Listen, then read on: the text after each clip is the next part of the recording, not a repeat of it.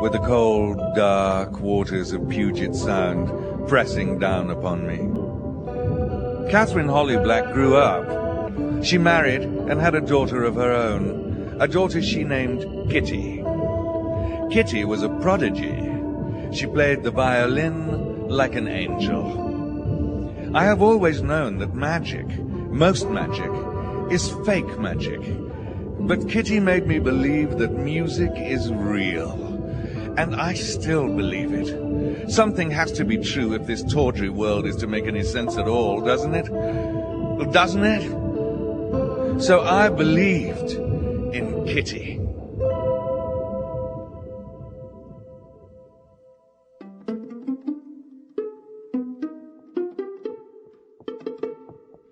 Thank you for coming over, Doc. Absolutely. Doctor, you have to do something. She just sits there in that trunk for hours on end with the lid closed. God, it would drive me insane to be trapped in there like that. Perhaps she doesn't feel trapped. Perhaps she... Noise, Kitty. Please stop playing like that. She loves that violin. I'll get her to stop. No, that's okay. Perhaps we should let her finish what she's doing. Kitty! That's better. Now, come out of there and say hello to Dr. Malloy. No need. No need. You stay right there where you are, Kitty. Allow me to introduce myself. My name is Samuel Malloy. You can call me Sam. Or you don't have to call me anything at all if you don't want to. That's a lovely violin, Kitty. It's a Stradivarius. Kitty is a concert violinist, one of the best in the country for her age. A prodigy, like young Mozart, eh, Kitty? What you were playing just now, it sounded like, well, I'm not sure I've heard anything quite like it before. Oh, that. Well, that was nothing. She's just horsing around, Doctor. Isn't that right, Kitty? When she plays Bach, it brings tears to my eyes. Play for Dr. Malloy. No, that's really okay. You don't have to, Kitty. She likes the resonance of playing in that trunk, Dr. Malloy. She's told me so herself. Oh, she really does speak, Doctor. It's only been since she got home from the last tour that she stopped. How long ago was that? 6 weeks. I see. Well, we have just heard her speaking through her violin. This is not a case of a young woman who has cut herself off from all communication with the world. Dr. Malloy is a psychiatrist, Kitty. He's here to help. Actually, I am here to listen. Well now, Kitty, it isn't entirely true that you're alone in the trunk. Who is this? Oh, that's Mr. Gruffles. I know a 12-year-old shouldn't be hanging on to her teddy bear, Dr. Malloy, but Richard and I... the heart to take it away from her. Actually, I bought her quite a few dolls and other toys over the years, but she refuses to play with anything with that beat-up old bear. Pleased to meet you, Mr. Gruffles. My name is Sam. That's enough, Kitty. Not now. Come on, Kitty, let's stop. No, I'd like to hear what she has to say. Kitty, come out of that trunk and stop making the doctor Richard, kneel careful, down to the talk to violin! you. Mr. Ashton, that's really not necessary. I am quite comfortable there, down now. Sit in your chair like a grown-up, Kitty. Kitty, I am not here to make you speak once again. I know that you will talk when you are ready, perhaps when you know what it is you want to say. That is something only you can decide, and nobody can make you do it if you don't want to. In fact, all I really wanted to accomplish today was to meet you and Mr. Gruffles. Well, it is time for me to go. It was very nice to meet you, Kitty. I hope to see you again sometime. Oh, Kitty, really? Can't you at least say goodbye to the doctor? We have already made our farewells. But I did want to tell Mr. Gruffles that I was pleased to make his acquaintance as well. Pleased to meet you, Mr. Gruffles. Well, I suppose I'll be going now. When I return to my... Aha! I'm Mr. Gruffles. How are you today? What? What's this? After today, Mr. Gruffles, I swear that I'm only going to talk to you for the rest of my life. I might as well keep quiet, because you're the only one who listens to anything I say anyway. And you'll always be the one who knows everything about me. I don't care what they say. I know that you're as real as they are, and I'm going to keep you forever. That's great to hear. And remember, Mr. Ruffles loves you very, very much. Fascinating.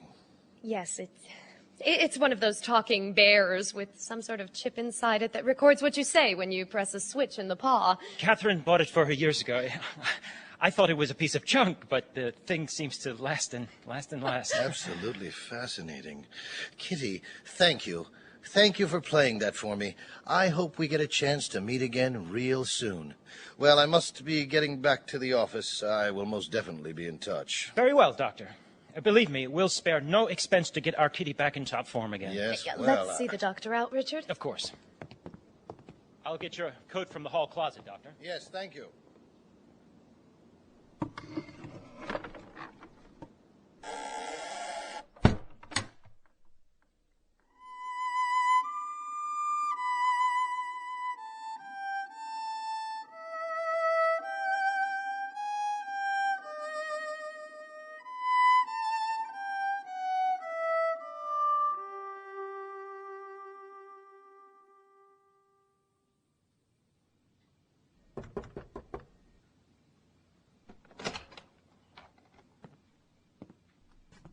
Kitty? You still up? Kitty? Ah, there you are. Are you talking to Mr. Gruffles?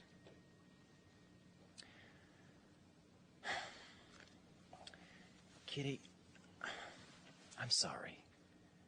I'm sorry I shouted at you before. It's just, you don't have to play the violin all the time, you know? Just because your mother wants you to, it doesn't mean you have to.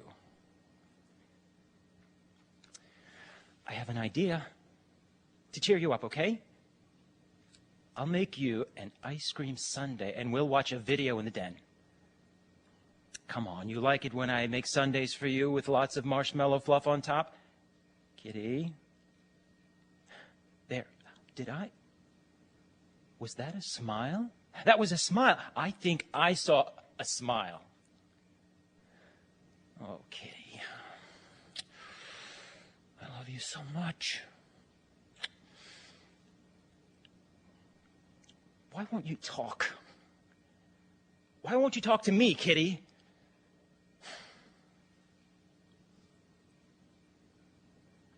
I spoke to Mom. I told her that you don't have to go back on the road again, not if you don't want to. You can choose. Enough talk, all right? Come on, let's go get that sundae.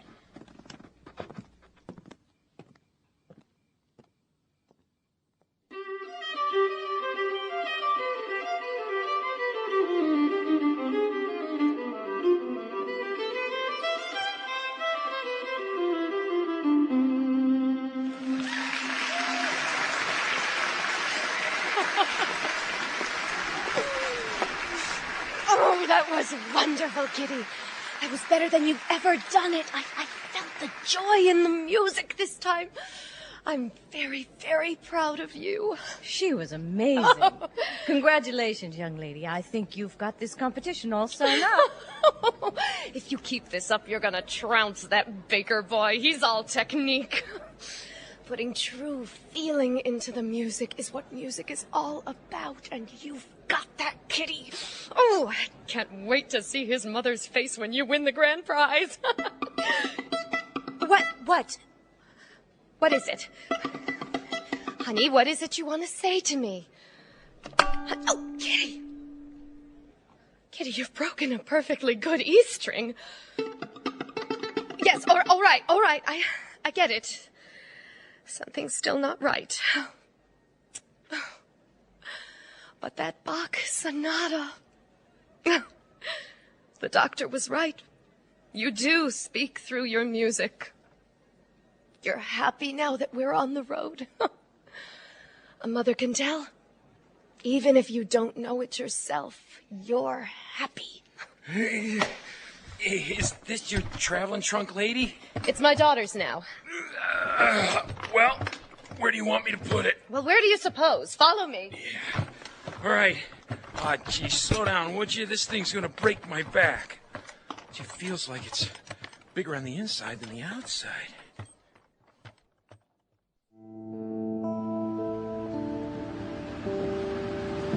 To see and not to see.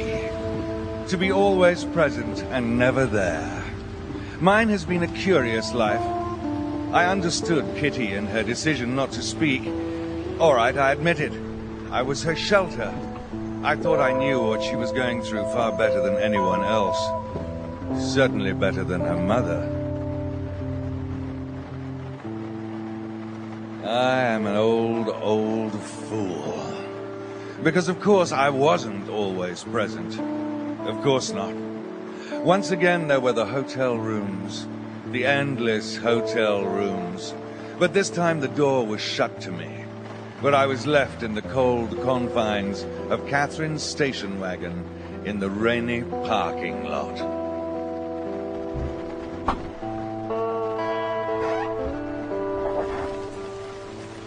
Kitty, get out of there.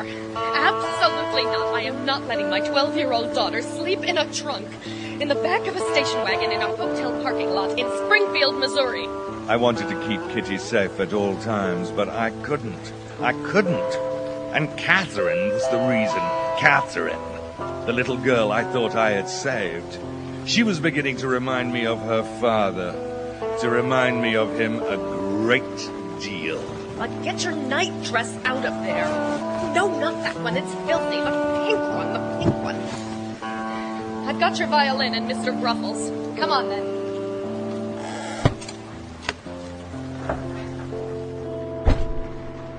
There were 1,000 rainy parking lots under the glare of 1,000 steaming yellow mercury vapor lights. But Catherine and Kitty, they shared the darkness of the hotel rooms, a darkness into which I was not taken. But I knew the concert halls, the dusty backstage spaces. Kitty played her heart out on the stage. Catherine paced behind the curtain. Magic is fake, and music is real. Isn't it? For a while I believed.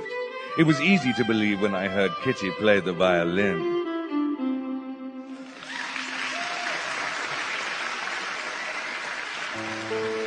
We crossed America, and Kitty played. She remained silent, but she fought. She argued with her violin. She stamped her feet. She played. God, how she played her heart out on the stage. We reached Bridgeport, Connecticut, then headed back towards Seattle, towards home. But somewhere along the way, the life began to go out of Kitty. And that was when I knew it was happening all over again. That the squalid curse of the Holly Blacks had been passed down to Catherine, despite my best efforts. From Topeka, Kansas, where the wind beats the wheat like a stroke from the hand of God. You're losing points. Kitty, talk to me. The feeling isn't there. You're not feeling the music. To Aspen, Colorado, and the mountains packed full of Gore-Tex, goggles, and sharp-tipped poles. You look miserable out there, Kitty. The judges want to know that you enjoy the music, that you understand it. I want you to feel it. God damn it, you used to feel it. To Jackson Hole, Wyoming, and the played-out crags of the Grand Tetons, where only fool's gold still shines. And on to the Badlands of South Dakota. Are you listening to me? Talk to me, Kitty. Talk to me, damn it. To Fargo, North Dakota. To Boise, Idaho. To Root Valley. You're driving me crazy, Kitty. You have to talk to me. Do you understand? You're driving me crazy.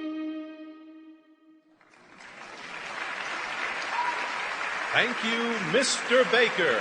That was tremendous. And now the current runner-up in the tour competition, Miss Kitty Ashton, will perform the last movement of Bach's Sonata No. 3 for us. Now get out there, Kitty, and feel it. You have the technique. Now feel the music.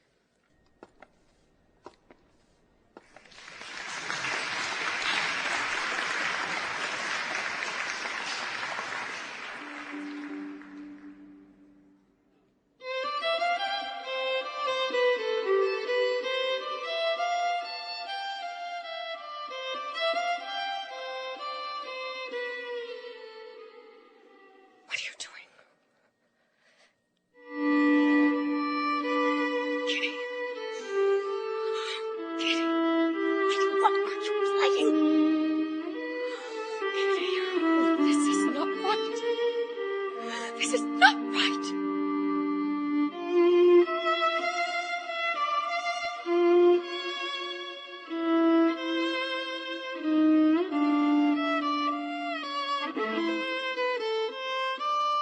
What the hell happened, Catherine? I don't know.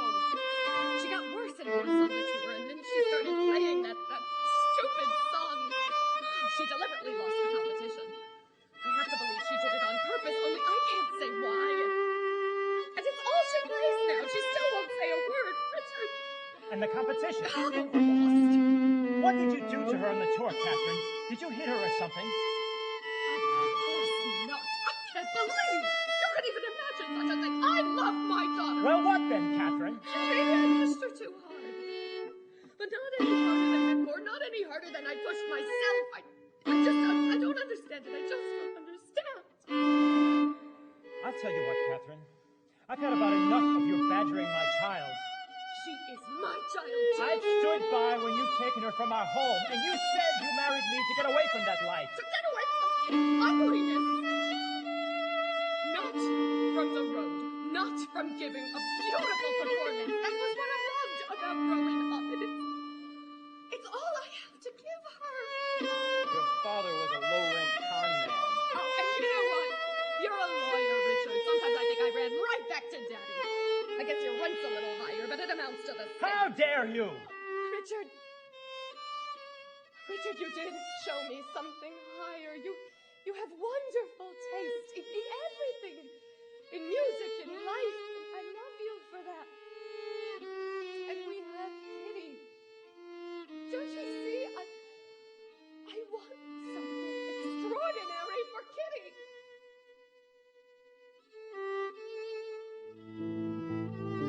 As she listened to her parents argue downstairs, Kitty paced the floor of her room in agitation.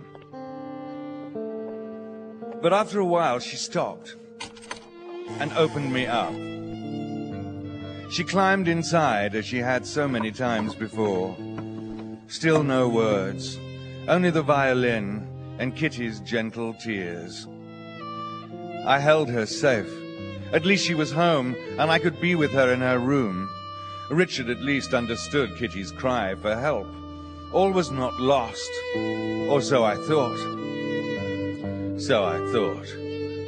And I held her and whispered to her, just as I had whispered to her mother years before, when her father had locked Catherine inside me. At least you are safe now, little one, I told Kitty's mother, away from him for a time. And once again I tried to comfort a hurting little girl by speaking words of encouragement. Words across the void that separates my world from the cold, uncaring world of blind action and backlash. All will be well, little one. Someone you don't even know loves you and watches over you. You'll never be alone.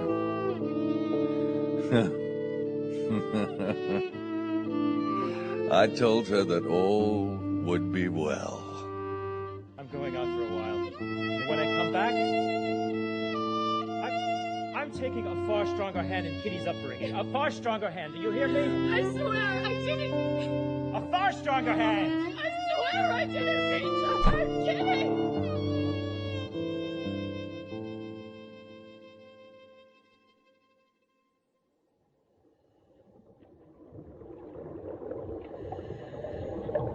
It has been a decade since Kitty lost the competition and returned home. 10 years I've spent here at the bottom of Puget Sound.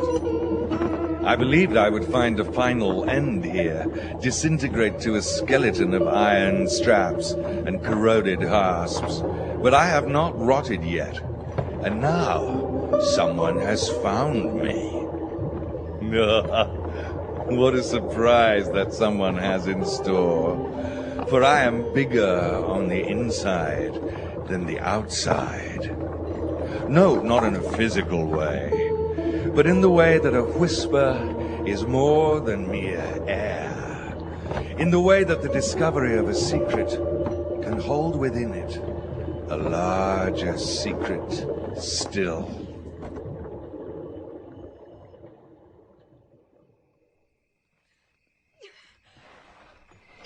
Kitty. Kitty. No. Oh, Kitty. What have I done? What have I done to you? I didn't mean it. I didn't mean for this to happen, not this. What have I done? I can't face him. Not Richard. Not any of them. No one will understand. We're alone, Kitty. I'm alone now.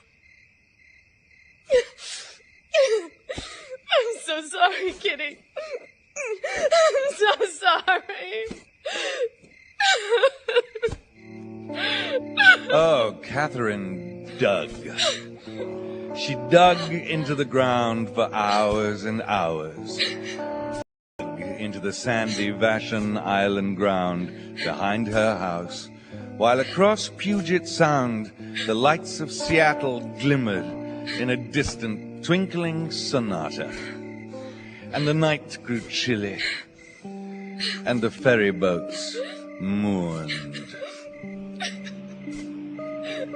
And Kitty's grave got deeper and deeper, and Kitty's little body lay within my confines, growing colder and colder,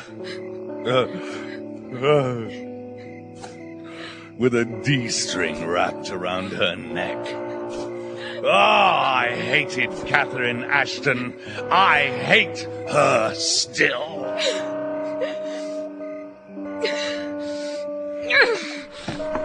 She killed my Kitty.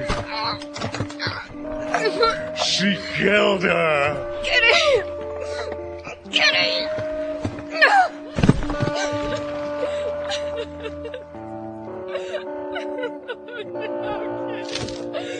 No, Kitty, no. Kitty.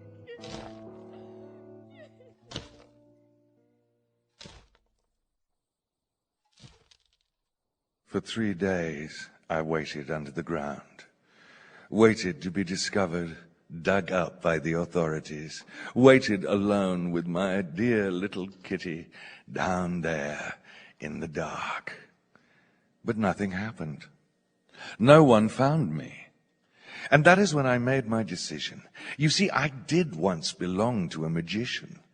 And something of his art, something that even that poor failure, the amazing Holly Black, was not aware of, wore off on me, wore into me, the ability to bridge the gap between the world of being and the world of desire, the world of hard fact and that of the imagination.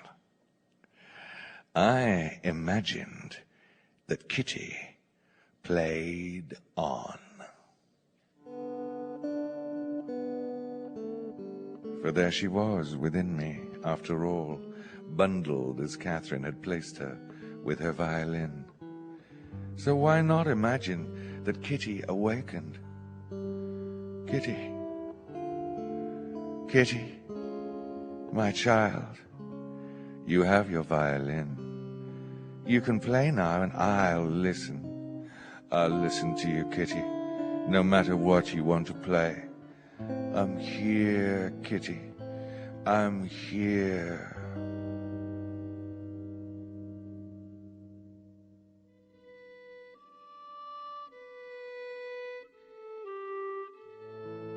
She began to play. Kitty began to play, and I resonated with her playing. My wooden sides sung in sympathetic vibration with her song. And with Kitty's song, I reached across the divide between desire and being. And I imagined my way into the nightmares of Catherine Holly Black Ashton. Richard, I heard her again. I heard her again. Don't you hear it? I don't hear anything. Please, Richard, listen, you can be... You have to be quiet, Catherine. Quiet. She's gone. But Richard... The police will find you. to believe they will. But until then, you just have to be quiet and leave me in peace. Richard, you have to listen. Haven't you done enough already? Will you just shut up? Shut up! Why can't you be more like Kitty?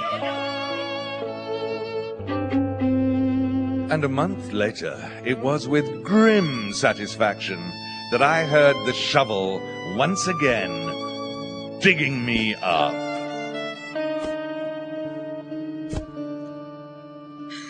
Then I once again heard the autumn wind, the night cries of the ferry boat horns.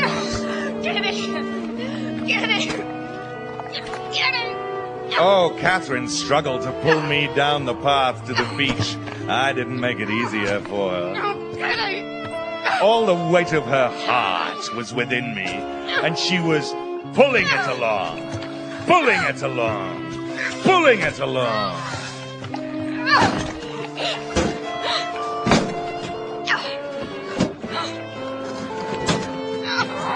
Lifting me up, sliding, pushing me into the skiff. And paddling away, thinking she could somehow escape the music. Somehow bury Kitty's music in the cold depths of the Sound, in the deep underwater scars carved by merciless glaciers 100,000 winters before.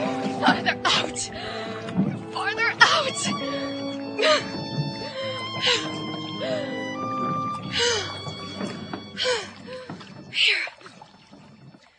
Here.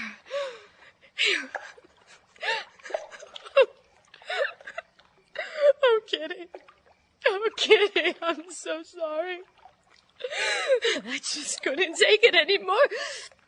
That music you were playing, that song, I'm so sorry. Oh, God. I have to see you. I have to see you one last time, my love. My darling.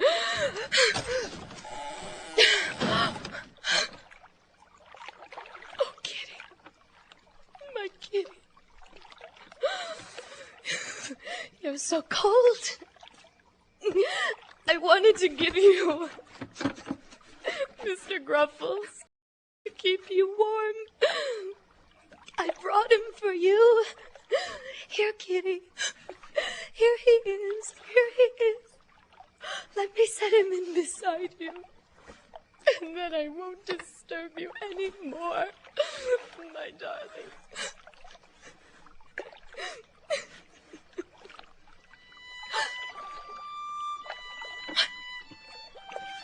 Kitty. Is that you? Oh, my God. The music. I can hear your song. I can... What? What's that? Kitty? Kitty, is that you? Who's there, Kitty? Come inside. What? What? No. What's this? Let me go. Let me go. Wait, how? What's happening? Oh, no. No, please, no. No, I can't bear this. I simply can't. What's happening? I can't open the lid. I can't get out. I can't get out. Out! Let me out! Let me out! Let me out! No! Oh, no. Oh, my God. I'm in the water. The water's coming in. Oh, God. Oh, my God. Oh, no. No. No, what did I do? What did I do, Jeffrey? I'm Carrie. Carrie, I'm drowning. Carrie. Carrie. Carrie.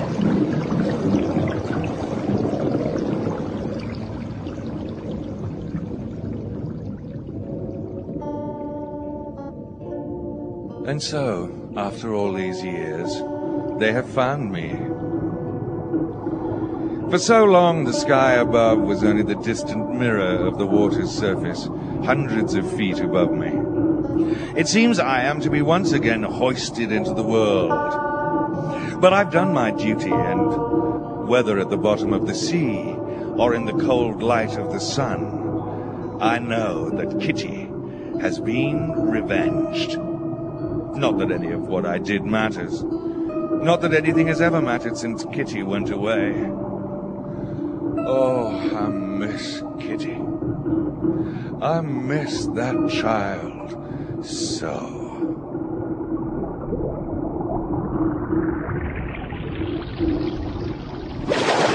All right, there it is. There it is. Bring it over here. Bring it over the aft platform. That's it, to the left. Okay, set it down. Whoa, you're a little off. That's okay, we got it. We got it. Bring her on down. All right, get those chains off.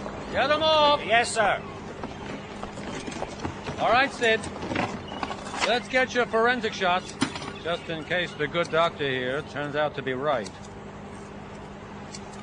Got it. So, Judge Ashton, is this your daughter's traveling trunk? I couldn't say. It's so degraded. I mean, perhaps. This is the trunk, Detective. I recognized it at once. Did you, Malloy? Well, so what if it is? I have nothing to hide. I want to find out what happened to my wife and child just as much as you do. This will be the last piece of evidence I need. I have spent 10 years determined to find the truth. Wasted 10 years, don't you mean? You vulture. Why can't you leave us be? I've lost everything. Isn't that enough? Not until there is a reckoning for Kitty's death.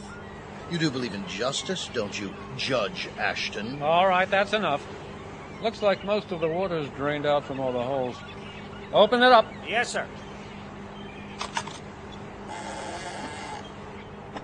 Yes. Amazing. Sid, bring the camera. What's inside? And that's documented. All right, then, let's have a look. Dr. Malloy, Judge Ashton, will you step over here? What do you see? I can't. Bones? Skeletal bones. That hand, it's Catherine's. Wedding ring. Her opal ring. We had it made special. I can't. I can't. Dr. Malloy, you're a medical doctor as well as a psychiatrist, aren't you? What do you make of it? Yes. There's two of them. One an adult, the other a child. But that's not what I'm looking for, Detective. What are you looking for, Doctor? Well, perhaps... Yes. Yes. Here it is. This. What in the world? Do you recognize this, Judge Ashton? What? No. I don't recognize it at all. A skeleton of another sort. Remember, Judge? You bought her other toys, but this is the only one she played with. As you said yourself, it just seemed to last and last. Is that what's left of Mr. Gruffles? Rotted away! Perhaps we'll find if the little thing's heart is still intact. What are you doing, Dr. Malloy? If I remember rightly, this is the correct button. Just let me... Ha! I'm Mr. Gruffles. How are you today? Good Lord. Some kind of recording chip? You're the only one I can talk to, Mr. Gruffles. The only one. I can't tell Mommy what happened, and she thinks it's because of her. But it's not. The closer we got to home, the closer we got to him, and I got scareder and scareder, and I couldn't play and I couldn't talk. I hate to go home. I just hate it. I can't stand what he does to me, how he touches me. I want to stay forever with Mommy on the road. On the road, all there is the music. I want to always play the music and hear them clap and know that Mommy's waiting, and maybe we'll eat at McDonald's on the way to the next stop. That's what I'm going to do. Go play the music somewhere else and wait for Mommy. Then I'll be able to play it just like she wants me to. She's right. I have the feeling inside me, and if I go away and practice, I can make it come out in the music. I'll play it for her when she gets there. But not for him. Never for Daddy. Goodbye, Mr. Gruffles. I guess I am a little too old to carry you with me everywhere I go. That's great to hear. And remember, Mr. Gruffles loves you very, very much. Good Lord. I protest. Stay where you are, Judge Ashton. Boys, get this guy cuffed and Mirandized. No! Let me go! I want to speak to my lawyer! Well, Dr. Malloy, that is about the most surprising... Detective, the trunk! It's sliding off the platform there. You there, secure that must chain. have come undone. I can't grab it. I can't grab the blasted thing. It's too wet. It's sinking, carrying the bodies all these years I've been searching. It's all right, Doctor. We have your other evidence on file, and that recording. Oh, well. Kitty did love that old trunk.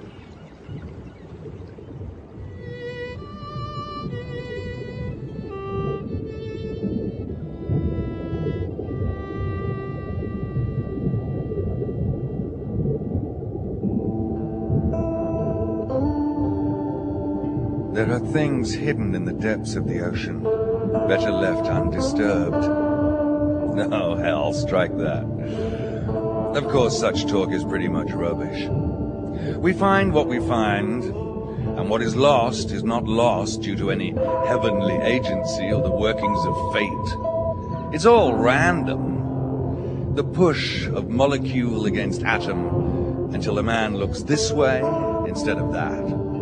A woman pushes the red rather than the green button. And then the world changes. You think the sky hangs with portents and the seas flow with mystery? Take a lesson from one who has been around a while. A very long while. The workings of our world are aimless, erratic, and haphazard. And that is the true horror in this life. Worse than all the demons and monsters conjured by the imagination to explain the desultory spread of all that is frightfully realistic. But I'm old and very battered. You shouldn't put too much stock in anything I have told you. On the other hand, what choice do you have when I am the only one who might hold the answer to the questions? To what answers there are in this rouged-up world, where behind the brightest sky is the blue-black void of a bruise. Oh, I miss Kitty.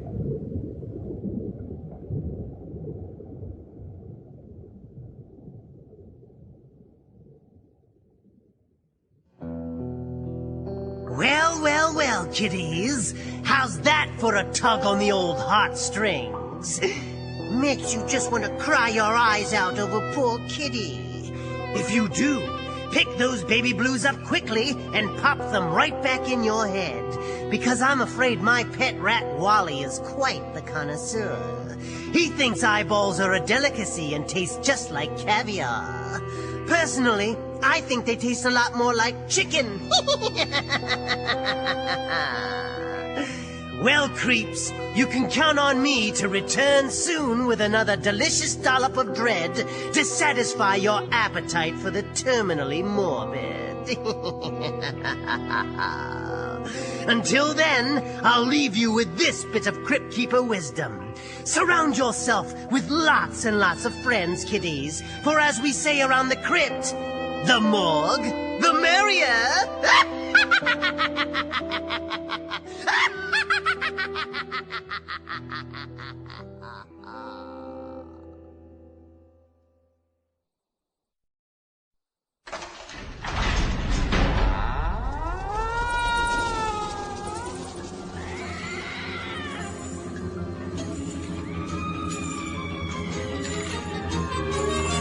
Welcome, fiends, to creepy scenes of eeriness and gore. Unearthly moans from rattling bones behind each creaking door. It's more than boo that'll frighten you. I long to hear your cries. You won't survive the tale that I've so ghoulishly devised. Dark and haunted, these undaunted tales. Weena? Weena? You didn't. Oh. There you are. What have you found? See stars. Stars in-house. Nah, Weena. Diamonds. Diamonds under glass. Diamonds? Stones. Stones? So bright. Like stars. Very pretty, yes. Weena smiles. Weena have? Sure. If I can get him out of there. Let's see. This chair will do it. Here. For Weena. To wear. Oh, again. Oh! Ow! Careful. Oh, you've cut yourself.